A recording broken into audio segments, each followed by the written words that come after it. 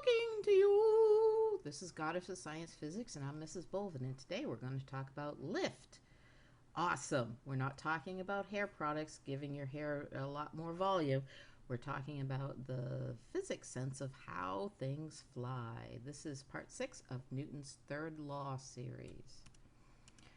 Okay, so using Newton's third law, which is for every action there's an equal and opposite reaction, it explains how a helicopter gets its lifting force. How does a helicopter take off? Well, the turning blades actually force air particles downward. That's the action.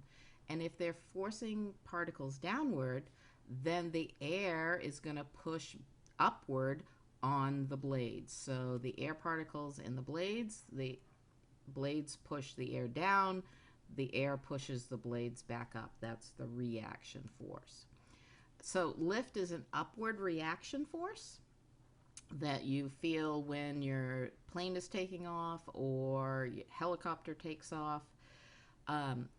When the lift equals the weight of the aircraft, then the helicopter is going to hover, which is kind of a cool thing.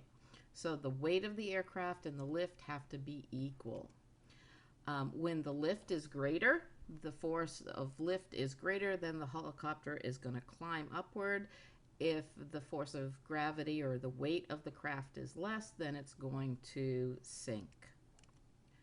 So birds and airplanes fly exactly that same way because of action and reaction forces. A bird, when it's flying, soaring, not really flapping its wings, the shape of its wings actually push the air down. That's the action force. The reaction force is the air pushes the bird upward. Same thing happens with an airplane. If you ever looked at an airplane wing, it has a slight curve to it. So as the airplane goes through oncoming air, it deflects that air downward.